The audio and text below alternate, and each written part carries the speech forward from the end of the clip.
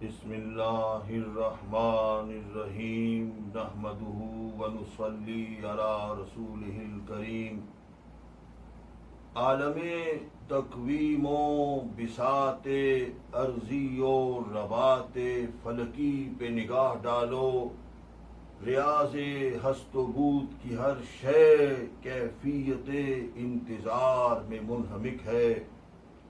ہر کسی کو کسی نہ کسی کا انتظار ہے، مستقبل غیر مشہود ہی لمحہ موجود کی بہار ہے۔ ہر کیفیت ناتمام ہیئت تمام کی منتظر ہے کہ جیسے رات صبح کی اور صبح شام کی منتظر ہے۔ سرود شبانہ کو سحر کی نزہت رنگین ادا کا انتظار ہے، کشت دہقانہ کو ثمر آور گھٹا کا انتظار ہے، کلی کو گلے ناز پروردہ صبا کا انتظار ہے، مضطر نگاہ دیدہ سرشار کو ایجاب وفا کا انتظار ہے۔ اور وہ عہد جس میں معصوم بے گناہ اور کمسن بچی کو اس کا اپنا باپ زندہ درگور کرنے پر مصر ہو، اسے نجات دہندہ شمس الضحیٰ بدر الدجا نبی الہدا یعنی محمد مصطفیٰ کا انتظار ہے صلی اللہ علیہ وسلم۔ بچ جاتی وہ جو دفن ہوئی زندہ قبر میں، بچ جاتی وہ جو دفن ہوئی زندہ قبر میں، ملتا اگر انہیں بھی زمانہ حضور کا۔ گویا کہ ہر وادیوں کو حصار میں، موسم گل کے اظہار و اظہار میں، برگ و نباتات و اشجار و اسمار میں، ابر و عنبر کی کتار در کتار میں، ہوائے تازہ کی سبک رفتار میں، جھرنوں اور آبشاروں کی جھنکار میں، علم و گیان کے افکار میں، عروس صبح کے سنگار میں، المختصر نگار خانہ حیات مستعار کے ہر شعار میں انتظار ہی انتظار ہے۔ اور اسی کو غالب نے کہا ہے کہ کس کا خیال آئینہ انتظار تھا، ہر برگ گل کے پردے میں دل بے قرار تھا۔ اور میر نے ساری زندگی کو انتظار کہا کہ یہ جو مہلت جسے کہے ہے عمر، یہ جو مہلت جسے کہے ہے عمر، دیکھو تو انتظار سا ہے کچھ۔ اور بہادر شاہ ظفر نے نصف حیات کو انتظار بتایا کہ عمر دراز مانگ کے لائے تھے، 4 دن 2 آرزو میں کٹ گئے 2 انتظار میں۔ گویا کہ طفولیت کے مرغزار سے لے کر پیران سالی کے خارزار تک انسانی زندگی کا ہر مرحلہ کسی نہ کسی لمحے مقصود کے انتظار میں کٹتا ہے۔ اور اسی کو حسرت موہانی کہتے ہیں کہ اب تو اٹھ سکتا نہیں آنکھوں سے بار انتظار، کس طرح کاٹے کوئی لیل و نہار انتظار۔ ذوق نے انتظار کے موضوع کو یوں باندھا کہ تو بر میں ہے مگر ہے میری آنکھ سوئے در، لبکا جو پڑ گیا ہے مجھے انتظار کا۔ اور فیض کہتے ہیں نہ پوچھ جب سے تیرا انتظار کتنا ہے، کہ جن دنوں سے مجھے تیرا انتظار نہیں۔ اور ایک آخری کیفیت انتظار جس کا حوالہ جدیر بالذکر ہے اور جس سے ہر مسلمان آشنا ہے، وہ ہے حضرت عیسیٰ اور حضرت مہدی علیہ السلام کا انتظار۔ جیسا کہ بعض احادیث میں مروی ہے کہ آخر الزمان میں حضرت عیسیٰ علیہ السلام کی مراجعت ہوگی، اور یہی وہ مقام ہے جہاں میں آپ کو لانا چاہتا تھا کہ جس طرح لوگ سینکڑوں سالوں سے مسیح کی مراجعت کے منتظر ہیں، بعین ہی خاتم الانبیاء، خاتم النبیین، خاتم المرسلین کے ظہور قدسی سے پہلے دنیا ایک عرصے سے ان کے انتظار میں تھی، اور گزشتہ آسمانی کتابوں نے ان کی آمد سعد کی پیش گوئی کر رکھی تھی۔ چنانچہ عیسائی پادری اور یہودی راہب شعوری طور پر آگاہ تھے کہ ظہور حق المبین کا زمانہ قرین ہے۔ اور اسی لیے جب یمن کے حاکم طغا نے عہد نبوی سے تقریباً 1000 سال پہلے مدینہ منورہ پر لشکر کشی کی تو اسے وہاں مقیم یہودیوں نے منع کیا اور بتایا کہ یہ بستی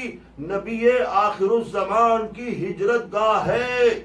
صلی اللہ علیہ وسلم۔ اس پر نہ صرف یہ کہ وہ اپنے ارادے سے باز آیا اور مکہ کی طرف چلا گیا، بلکہ جانے سے پہلے اس نے ایک خط اپنی آل کو امانتاً دیا کہ اسے نسل در نسل منتقل کیا جاتا رہے تاں کہ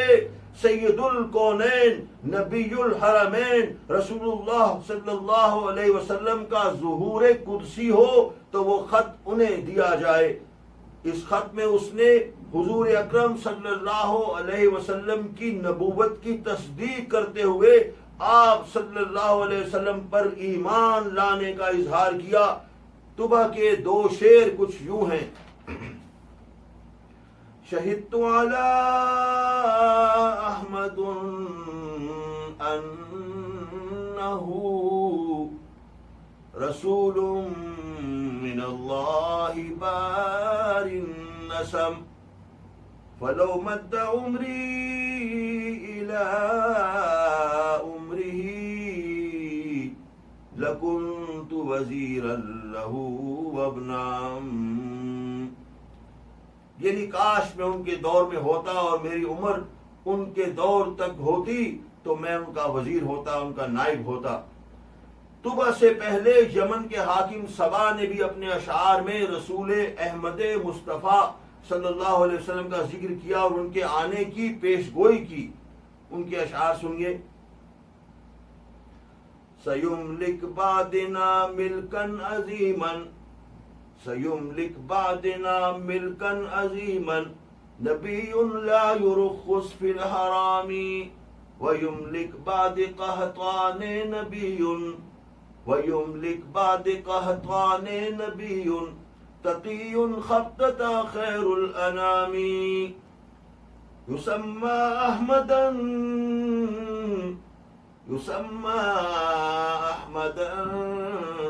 یا لیت انی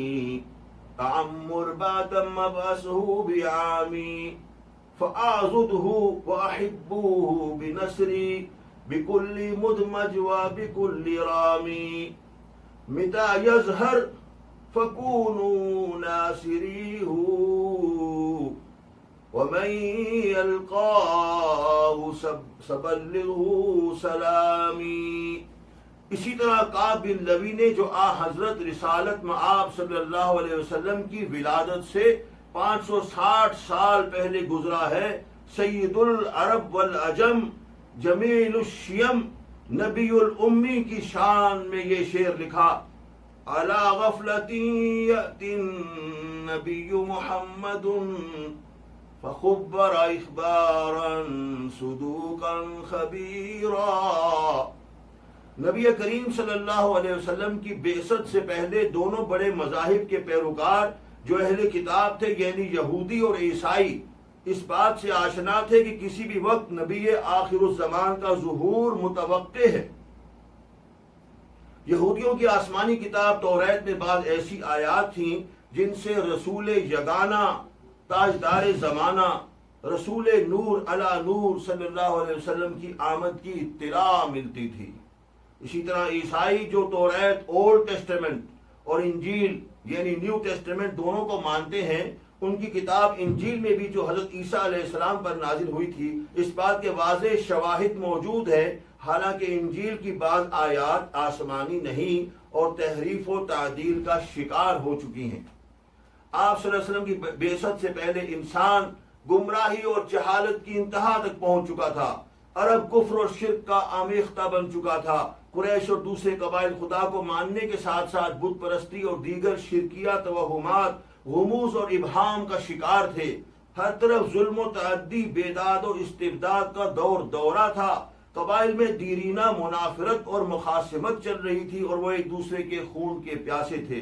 عورتیں اور غلام استنکار اور استحصال کا شکار تھے۔ ایسے میں کفر کی بھول بھلیوں میں بھٹکی ہوئی معلول دنیا منتظر تھی کہ کوئی چارہ ساز، کوئی فرستادہ آموزگار آئے اور اصلاح احوال کرے۔ آنے والے نبی کی نشانیاں توریت اور انجیل دونوں میں مذکور تھی۔ مثلاً عطا بن یسار نے حضرت عبداللہ بن عمرو سے پوچھا کہ توریت میں رسول اعظم سرور کونین صلی اللہ علیہ وسلم کا کیا ذکر خیر ہوا ہے؟ آپ نے کہا کہ توریت میں حضور اکرم صلی اللہ علیہ وسلم کی وہی صفات بیان کی گئی ہیں جو قرآن پاک کے مذکور ہیں۔ توریت میں نبی کریم صلی اللہ علیہ وسلم کے لیے شاہدن مبشرن نذیرن کے علاوہ المتوکل کا لفظ بھی مستعمل ہوا ہے۔ روح المعانی میں لکھا ہے کہ نبی العربی و حجازی صلی اللہ علیہ وسلم کی پیدائش سے پہلے یہودیوں کا شعار تھا کہ جب کفار اور مشرکین سے ان کی جنگ ہوتی اور ان کی فتح کے امکانات بظاہر ختم ہو جاتے تو وہ توریت کھولتے اور جس جگہ نبی کامل نبراس الاولیاء محمد مختار صلی اللہ علیہ وسلم کی صفات و کمالات کا ذکر ہوتا وہاں ہاتھ رکھتے اور ان الفاظ میں دعا کرتے، اللہم انا نسألک بحق نبیک الذی وعدتنا ان تبعثہ فی آخر الزمان۔ اے اللہ، ہم تجھ سے تیرے اس نبی کا واسطہ دے کر سوال کرتے ہیں جس کی بعثت کا تو نے ہم سے وعدہ کیا ہے، ان تنصرنا اليوم علی عدونا، کہ آج ہمیں اپنے دشمنوں پر فتح دے دے، فینصرون، تو حضور پر نور احمد مختار صلی اللہ علیہ وسلم کے صدقے اللہ انہیں فتح دے دیتا۔ ابن جوزی کی کتاب الوفا میں لکھا ہے کہ بنو قریظہ کے یہودی اپنی کتابوں میں زینت الانبیاء، سلطان الانبیاء، سید المرسلین کا ذکر پڑھا کرتے تھے صلی اللہ علیہ وسلم، اور اپنی اولاد کو حضور صلی اللہ علیہ وسلم کی صفات اور اسم مبارک سے آگاہ کیا کرتے تھے۔ عاصم بن عمر بن قتادہ بیان کرتے ہیں کہ شام سے ایک یہودی ابن الحیبان ان کے ہاں مدینہ منورہ میں آ کر رہا، اس سے اچھا نماز پڑھنے والا کوئی نہ تھا۔ جب قحط سالی ہوتی تو ہم اسے دعا کے لیے کہتے، وہ کھلے میدان میں جا کر دعا مانگتا تو اس کی دعا قبول ہو جاتی۔ جب وہ مرنے لگا تو اس نے کہا کہ اے گروہ یہود، تم جانتے ہو کہ میں سرزمین شام سے جو ہر طرح کی آسائشوں کی زمین ہے، تمہارے اس شہر میں جہاں افلاس ہے، اس لیے آیا کہ مجھے ایک نبی کے ظہور کی توقع تھی اور یہ شہر اسی کی ہجرت گاہ ہے۔ اے گروہ یہود، جب وہ تشریف لائے تو اس کی پیروی کرنا اور دیکھنا کوئی اور تم سے اس معاملے میں بازی نہ لے جائے۔ پس جب بنو قریظہ کی بستیاں فتح ہوئیں تو کئی یہودی یہ کہہ کر مسلمان ہو گئے کہ یہ وہی نبی ہیں جن کا ذکر ابن الحیبان کیا کرتا تھا۔ فی الواقع جس طرح آج آمد المسلمین میں حضرت عیسیٰ علیہ السلام اور امام مہدی علیہ السلام کا ذکر ہوتا رہتا ہے، اسی طرح فخر موجودات، فخر آدم و دو عالم افضل البشر صلی اللہ علیہ وسلم کی آمد سے پہلے ان کا ذکر یہود و نصارہ کی عام محفلوں اور گفتگو میں ہوتا رہتا تھا۔ گویا مرسل مرسلاں خیر الخلائق سید ولد آدم صلی اللہ علیہ وسلم کے ظہور کا لمحہ انبساط قریب تر تھا کہ جن کا آموزگار خود آفریدگار یعنی پروردگار تھا۔ وہ خیر البشر کرۂ ارضی پر قدم رنجا فرمانے لگے تھے کہ جن پر ابو البشر کو بھی ناز تھا۔ نور رسالت کی آبدار شعائیں افق سے پھوٹنے والی تھیں، دنیا وادی بطحا کے چشمہ ہدایت سے فیضیاب ہونے والی تھی۔ دلائل النبوہ میں مالک بن سنان کہتے ہیں کہ ایک دن وہ بنی عبد الاشل نامی یہودی قبیلے میں گئے تو وہاں انہوں نے یوشا نامی یہودی کو یہ کہتے سنا کہ ایک نبی کے ظہور کا وقت قریب آ گیا ہے، اس کا نام احمد ہوگا اور وہ حرم سے نکلے گا۔ مالک بن سنان کہتے ہیں کہ نہ صرف یوشا ایسے کہتا تھا بلکہ مدینہ منورہ کا ہر یہودی یہی کچھ کہہ رہا تھا۔ وہ وہاں سے قبیلہ بنو قریظہ میں گئے تو وہاں کچھ آدمی جمع تھے جو نبی الہاشمی صلی اللہ علیہ وسلم کا ذکر کر رہے تھے۔ ان میں سے ایک زبیر بن باتا نے کہا کہ قد طلع الكوكب الاحمر الذي لم يطلع الا لخروج النبي او ظهوره ولم يبق احد الا احمد وهذا مهاجره، یعنی وہ سرخ ستارہ طلوع ہو گیا ہے جو صرف اسی وقت طلوع ہوتا ہے جب کسی نبی کا ظہور ہو، اور اب سوائے احمد صلی اللہ علیہ وسلم کے کوئی نبی باقی نہیں رہا، اور یہ شہر اسی نبی کی ہجرت گاہ ہے۔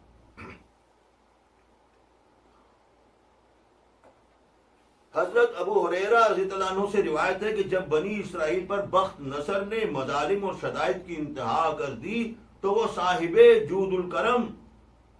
محب الفقراء، محب الغرباء، نبی الرحمہ کی تلاش میں نکلے کہ وہ انہیں اس سے نجات دلائیں۔ اسی طرح حضرت زید بن ثابت رضی اللہ عنہ سے روایت ہے کہ کان احبار یہود بنی قریظہ والنذیر یذکرون صفت النبی صلی اللہ علیہ وسلم فلما طلع الكوكب الاحمر اخبره انه النبي وانه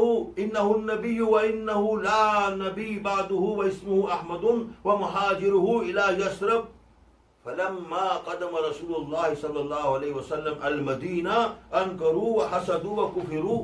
اسی طرح حضرت حسان بن ثابت رضی اللہ عنہ اپنے بچپن کی بات بتاتے ہیں کہ جب ان کی عمر 7 یا 8 سال کی تھی اور وہ ذی شعور تھے، ایک یہودی نے مدینہ منورہ میں چیختے ہوئے سب لوگوں کو بلایا اور ان کے اکٹھا ہونے پر اس نے بتایا کہ طلع نجم احمد یولد به فی هذه اللیلہ، آج رات احمد نامی ستارہ مولود ہوا۔ اللہم صلی علی محمد۔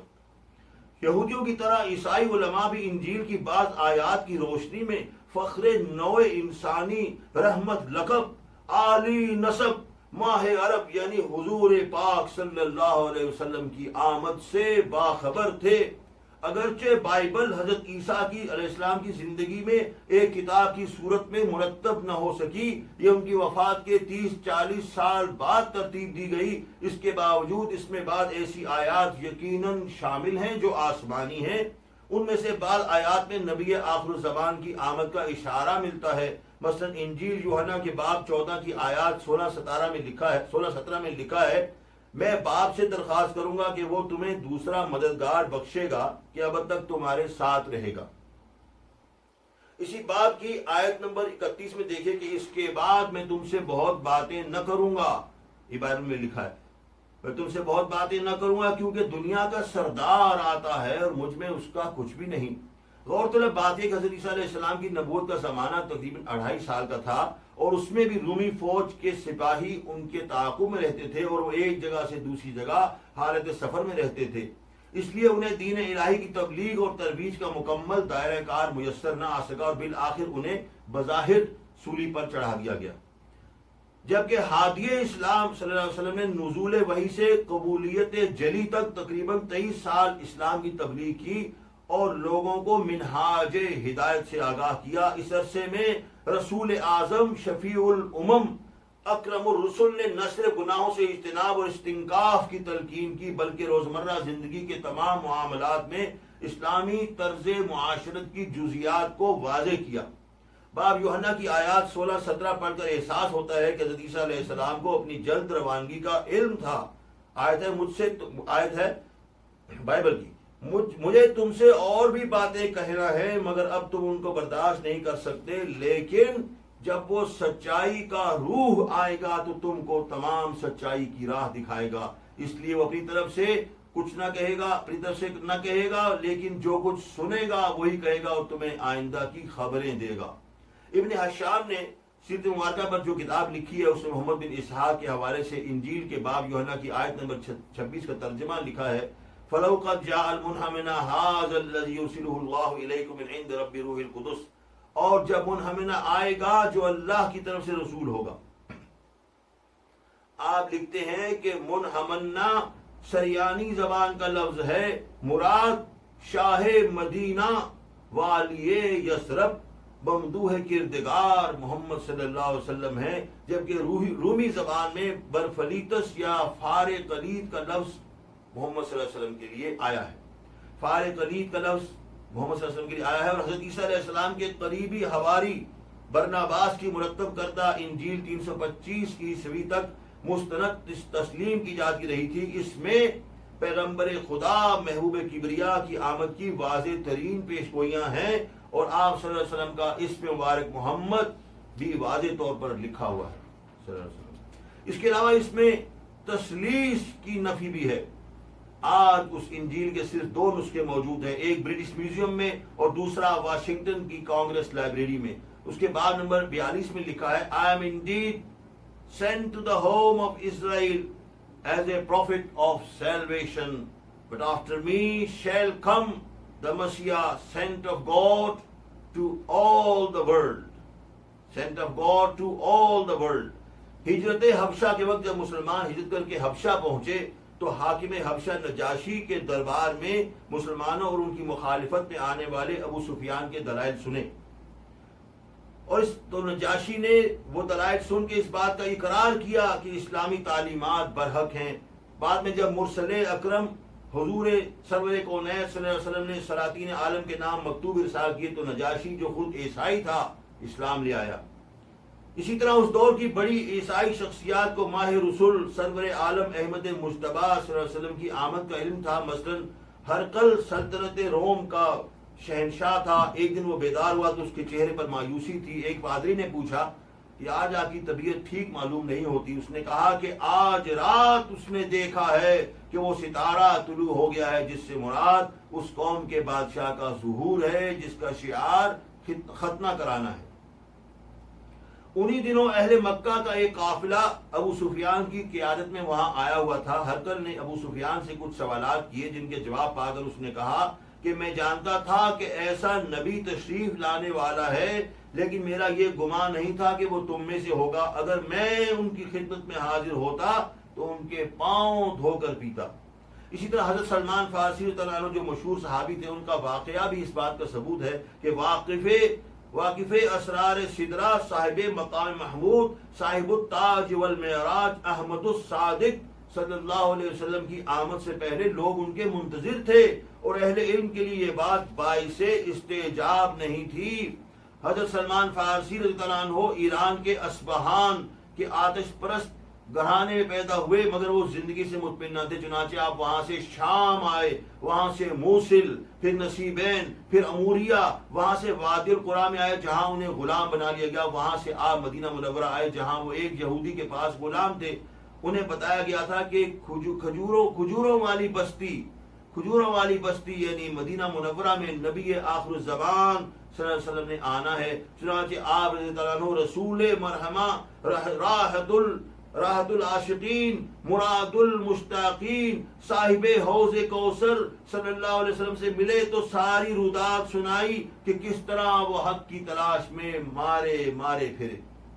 در حقیقت آخری نبی کی آمد کا چرچا اس زور و شور سے ہو رہا تھا کہ آپ صلی اللہ علیہ وسلم کے نام محمد اور احمد بھی لوگوں کو معلوم تھے۔ القاضی ایاز نے اپنی کتاب الشفا میں ان 7 بچوں کے نام لکھے ہیں جن کے نام اس امید پر محمد رکھے گئے کہ شاید نبوت کا تاج ان کے سر پر سجے۔ فرماتے ہیں اما احمد الذی اتی فی الکتب بشرت به الانبیاء فمنع اللہ بحکمتہ ان یسمی به احد غیرہ ولا يدعى به مدعو قبله حتى لا يدخل لبس اعلی ضعیف القلب او شک، یعنی جہاں تک نام احمد کا تعلق ہے جس کا ذکر کتابوں میں آیا ہے اور جس کی بشارت انبیاء نے دی تھی، تو اللہ تعالیٰ نے اپنی حکمت سے کسی اور بچے کا نام احمد نہ ہونے دیا اور نہ کسی نے ایسا دعویٰ کیا کہ شک کی گنجائش رہے۔ وَكَذَلِكَ محمد لم يسمى به احد من العرب ولا غيرهم الى ان شاع قبل وجوده وميلاده ان نبيا يبعث اسمه محمد۔ اسی طرح اس میں محمد بھی عرب و عجم میں کسی کا نام نہیں رکھا گیا تاکہ ولادت مصطفیٰ صلی اللہ علیہ وسلم کا وقت قریب آ گیا اور لوگوں کو یقین ہو گیا کہ اب ظہور قدسی کا وقت قریب ہے۔ فسمى قوم قلیل من عرب ابناؤہم بذلك رجاء ان یکون احدہم وہم، پس عرب میں سے کچھ لوگوں نے اپنے بچوں کے نام اس امید پر محمد رکھے کہ شاید وہ نبی منتخب ہوں۔ ان میں سے بعض کے نام یہ ہیں: محمد بن احیحہ بن الجراح الاوسی، محمد بن مسلمہ الانصاری، محمد بن براء البکری، محمد بن سفیان بن مجاشع، محمد بن حمران الجعفی، محمد بن خرائی السلمی، محمد بن الیحمر۔ ام المؤمنین حضرت عائشہ صدیقہ رضی اللہ عنہا سے مروی ہے کہ جس دن رسول اکرم صلی اللہ علیہ وسلم دنیا میں تشریف لائے، مکہ مکرمہ میں ایک ذی علم یہودی نے لوگوں سے پوچھا کہ آج کسی کے ہاں کوئی بچہ تو پیدا نہیں ہوا۔ جب اسے بتایا گیا کہ حضرت عبداللہ رضی اللہ عنہ کے ہاں لڑکا پیدا ہوا ہے تو وہ آپ صلی اللہ علیہ وسلم کو دیکھنے کے لیے آیا اور دیکھتے ہی اس پر غشی طاری ہو گئی۔ فوقع الیہودی مغشیا علیہ، فلما افاقا، جب اسے افاقہ ہوا تو قالوا مالک ویلک، تجھے کیا ہوا؟ قال ذهبت واللہ النبوة من بنی اسرائیل افرحتم به یا معشر قریش اما واللہ یسطون بکم سطوا یخرج قبرها من مشرق والمغرب. بنی اسرائیل، تو اس نے کہا بنی اسرائیل سے آج نبوت چلی گئی اور قریش میں آ گئی. جس دن سید الابرار سراج منیر صاحب قاب قوسین صلی اللہ علیہ وسلم اس دنیا میں تشریف لائے، اس دن کچھ محیر العقول باتیں ہوئی. مثلا مخزوم بن ہانی المخزوم سے مروی ہے کہ لما کانت اللیلہ التي ولد فیہا رسول اللہ صلی اللہ علیہ وسلم، جس شب رسول اللہ صلی اللہ علیہ وسلم کی ولادت ہوئی اس شب ارتجس ایوان کسرا، کسرا کا محل ہلنے لگا. وسقطت منہ 14 شرفا، اور اس کے 14 کنگرے گر گئے. وخمدت نار فارس ولم تخمد قبل ذلك بألف عام، ایران کی آگ جو 1000 سال سے روشن تھی بجھ گئی. وغافت بحیرہ ساوا، اور ساوا کا سمندر خشک ہو گیا. ورأى المبزان بلن سحابا تقود خيلا غرابا قد قطعت دجلة وانتشرت في بلادها فلما أصبح كسرى أفزوه. حضرات ارباب دانش، امام المؤمنین والمتقین والزاہدین الاطہرین کے یوم ولادت پر بیان کردہ واقعات کا رونما ہونا کوئی استعجاب کی بات نہیں، کیونکہ آج کا دن ولادت ہادیے برحق کا دن ہے. یہ کفر و ضلالت و گمراہی کے ارتداد کا دن ہے. یہ عورتوں، زیر دستوں اور غلاموں کی رستگاری کا دن ہے. یہ ساری کائنات کے ابتہاج اور ارتیاج کا دن ہے. یہ وہ دن ہے کہ جب رحمان نے اپنی برہان بصورت اشرف الانسان اور غفران بصورت فخر انس و جان بھیجی. آج کا دن اس نجات دہندہ کی آمد کا دن ہے کہ جس کے لیے آبلا پا انسانیت کی آتما انتظار کر رہی تھی. آپ صلی اللہ علیہ وسلم کے دادا حضرت عبد المطلب رضی اللہ عنہ نے آپ صلی اللہ علیہ وسلم کی ولادت کے موقع پر جو قصیدہ لکھا اس میں بھی ذکر ہے کہ آپ صلی اللہ علیہ وسلم کے بارے میں پہلے سے پیش گوئیاں موجود تھیں. حضرت عبد المطلب کا قصیدہ پیش کرتا ہوں. الحمدللہ الذی اعطانی، الحمدللہ الذی اعطانی هذا الغلام طیب الاردانی قد صاد فی المہدی علی الغلمانی قد صاد فی المہدی علی الغلمانی انت الذی سمیت فی الفرقان فی کتب ثابتۃ المثانی احمد مکتوبا علی اللسان. جب یمن پر اہل حبشہ کے قبضے کو سیف بن ذی یزن نے ختم کیا تو اس وقت آپ صلی اللہ علیہ وسلم کی عمر مبارک 2 سال تھی. آپ صلی اللہ علیہ وسلم کے دادا حضرت عبد المطلب رضی اللہ عنہ اور دیگر اکابرین قریش ایک وفد کی صورت میں مبارکباد دینے صنعاء گئے تو سیف بن ذی یزن نے حضرت عبد المطلب رضی اللہ عنہ سے کہا کہ ہمارے پاس ایک کتاب ہے جس میں لکھا ہے کہ تہامہ میں ایک بچہ پیدا ہوگا جس کے کندھوں کے درمیان ایک نشان ہوگا، وہ سارے عرب کا سردار ہوگا. اس غلافوں والے گھر کی قسم تو عبد المطلب اس کا دادا ہے. ایام طفولیت ہی میں جب حضرت حلیمہ سعدیہ رضی اللہ عنہ آپ صلی اللہ علیہ وسلم کو قبیلہ بنو سعد میں لائیں تو ایسے بہت سے واقعات و مشاہدات رونما ہوئے جو اس بات کی نشاندہی کرتے تھے کہ آپ صلی اللہ علیہ وسلم نبی آخر الزمان ہیں. مثلا آپ صلی اللہ علیہ وسلم کے آتے ہی حضرت حلیمہ سعدیہ کے گھر میں تنگ دستی کی جگہ خوشحالی نے لے لی. حضرت حلیمہ سعدیہ رضی اللہ عنہا کے گھر میں تنگ دستی کی جگہ خوشحالی نے لے لی. اس کے علاوہ اس دوران شق صدر کا معجزہ ہوا.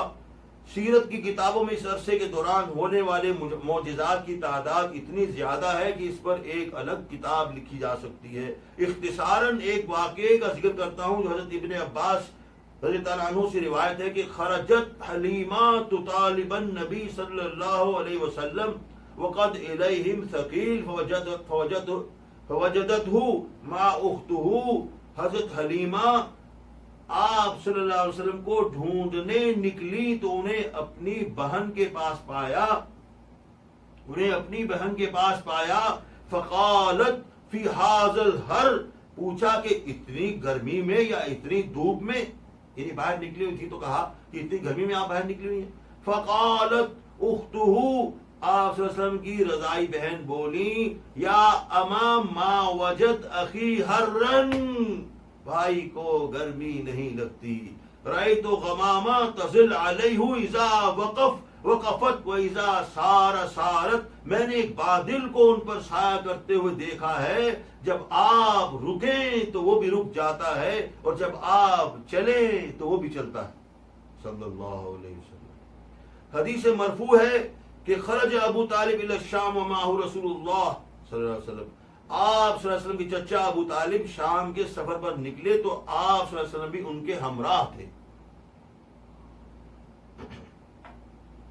آپ صلی اللہ علیہ وسلم کی عمر اس وقت تقریباً 12 سال تھی۔ قریش کے دوسرے تجار بھی آپ صلی اللہ علیہ وسلم کے ہمراہ تھے۔ فلما اشرفوا علی راہب، یعنی بحیرہ، جب قافلہ بحیرہ راہب کے قصبے میں پہنچا، حبیتو فحلوا رحالہم، نیچے سب لوگ اترے، فخرج الیہم راہب بحیرہ ان کے پاس آ گیا، وکانوا قبل ذلک یمرون، پہلے بھی تو وہ کتنی مرتبہ وہاں سے گزرے، فلا یخرج، نہ کبھی وہ نکلا، ولا یلتفت الیہم، نہ کسی سے بات کی یا نہ کسی سے ملا، تو قافلہ وہاں رکا اور بحیرہ راہب ان کی طرف آیا، حالانکہ پہلے بھی وہ وہاں سے گزرتے تھے تو کبھی باہر نکلتا تھا، نہ ہی ان سے ملتفت ہوتا۔ قال منزل وهم يحلون رحالهم فجعل يتخللهم حتى جاء فاخذ بيد النبي، قافلہ وہاں رکا تو بحیرہ وہاں آیا اور اس نے نبی کریم صلی اللہ علیہ وسلم کا ہاتھ تھاما اور کہا، فقال ھذا سید للعالمین، اللہم صلی اللہ محمد وسلم، یہ دو عالم کے سردار ہیں۔ اور بہقی کی روایت میں اضافہ کیا گیا ہے کہ کہا ھذا رسول رب العالمین، ھذا یبعث اللہ رحمت للعالمین، یہ رب العالمین اللہ کے رسول ہیں، انہیں اللہ تعالیٰ نے دو عالم کے لیے رحمت بنا کر بھیجا ہے۔ سوال یہ پیدا ہوتا ہے کہ بحیرہ کو یہ یقین کیسے ہوا کہ آپ صلی اللہ علیہ وسلم نبی آخر الزمان ہیں؟ اس سلسلے میں جو نشانیاں بیان کی جاتی ہیں ان میں سے ایک یہ ہے کہ فرع الغمامہ تظلہ بینہم، اس نے دیکھا کہ ایک بادل خاص طور پر حبیب اللہ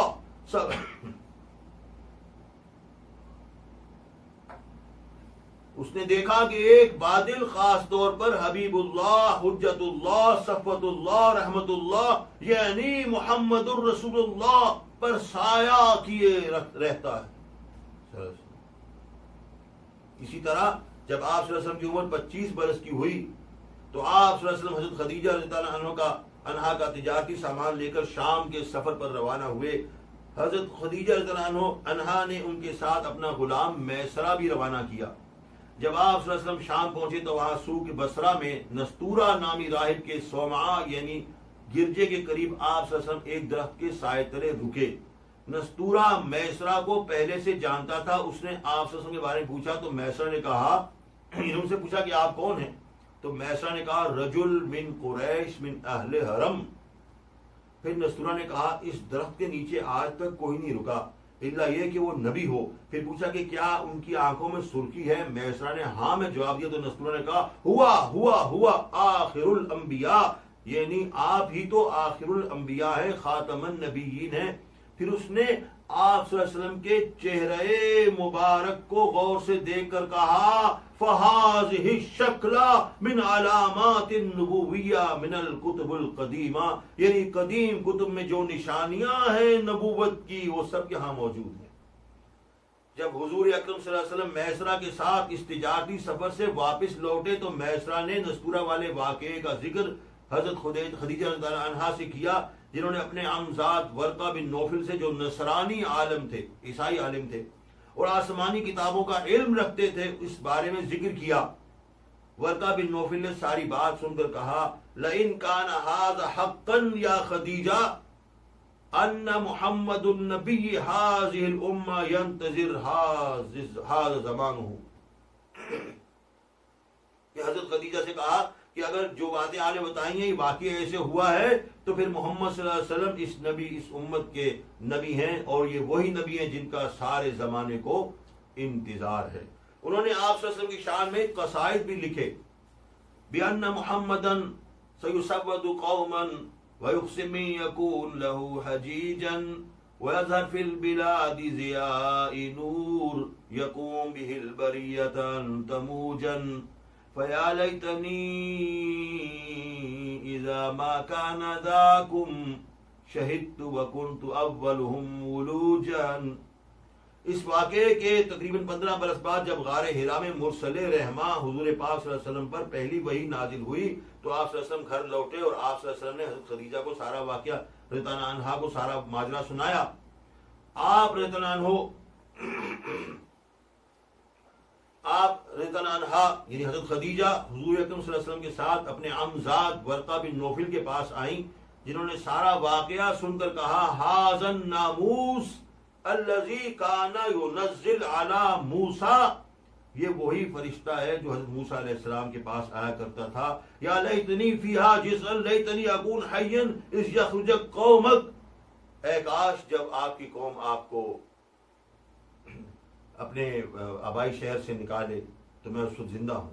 جب آپ صلی اللہ علیہ وسلم نے استفسار کیا کہ کیا میری قوم مجھے نکال دے گی تو ورقہ نے کہا لم یأتی احد بمثل ما جئت به الا عودا وان یدرکنی یومک انصرک نصرا مؤزرا۔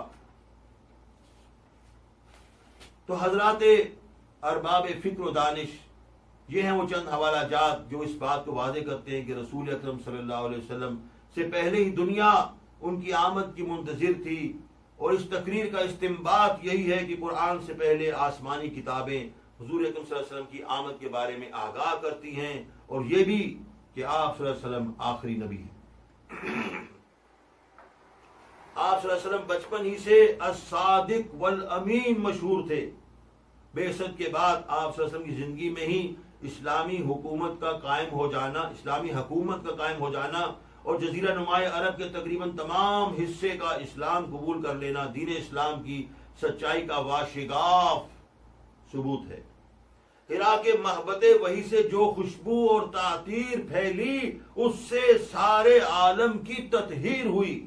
اگر اس بات کا جائزہ لیا جائے کہ اسلام کی ابتدائی دنوں میں لوگ کس طریقے سے اور کس وجہ سے مسلمان ہوئے تو پتہ چلے گا کہ نبی کریم صلی اللہ علیہ وسلم کی زندگی کے ہر دور اور ہر پہلو سے شان نبوت مترشح تھی۔ ام المؤمنین حضرت خدیجہ رضی اللہ عنہا اسلام لائیں کیونکہ آپ صلی اللہ علیہ وسلم کی زندگی کا کوئی پہلو ان سے پوشیدہ نہیں تھا۔ آپ صلی اللہ علیہ وسلم کے پاکیزہ کردار کو دیکھتے ہوئے انہوں نے یقین کیا کہ آپ صلی اللہ علیہ وسلم اللہ تعالیٰ کے نبی ہیں۔ حضرت علی رضی اللہ عنہ نے اسلام قبول کیا کیونکہ آپ رضی اللہ عنہ تو سائے کی طرح حضور اکرم صلی اللہ علیہ وسلم کے ساتھ رہتے تھے، چونکہ آپ رضی اللہ عنہ کو نبی کریم صلی اللہ علیہ وسلم کے بارے میں پہلے سے معلوم تھا، اس لیے آپ رضی اللہ عنہ نے گواہی دی کہ اللہ ایک ہے اور آپ صلی اللہ علیہ وسلم اس کے رسول ہیں۔ حضرت ابوبکر صدیق رضی اللہ تعالی عنہ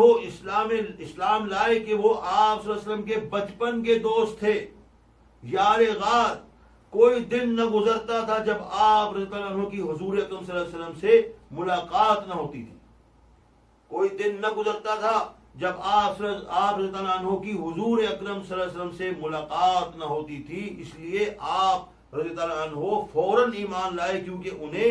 نبی کریم صلی اللہ علیہ وسلم کی سچائی اور اعلیٰ کردار کا بخوبی علم تھا اور بچپن سے علم تھا۔ حضرت عمر رضی اللہ عنہ اسلام لائے کیونکہ ان کے کانوں نے قرآن پاک کی کچھ آیات سن لی تھیں جس سے وہ اسلام کی حقانیت پر یقین لائے۔ اسی طرح اور بہت سی مثالیں ہیں، یہاں صرف 2 اور مثالیں دے کر اختتام کرتا ہوں کہ عبداللہ بن سلام نے جب جد الحسنین ابو القاسم و ابو الفاطمہ کو دیکھا تو یہ کہہ کر اسلام لائے کہ یہ جھوٹے کا چہرہ نہیں۔ اسی طرح زید بن سفنا رضی اللہ تعالیٰ عنہ اپنے اسلام قبول کرنے کے بارے میں کہتے ہیں کہ لم یبق من علامات النبوت شیء الا وقد عرفتها فی وجہ محمد صلی اللہ علیہ وسلم حین نظرت الیہ، جب ابو فاطمہ یعنی رسول اللہ صلی اللہ علیہ وسلم پر میری نظر پڑی تو نبوت کی کوئی ایسی علامت نہیں تھی جو آپ صلی اللہ علیہ وسلم کے چہرے پر مجھے نظر نہ آئی ہو۔ اللہم صلی علی محمد وعلی آل محمد۔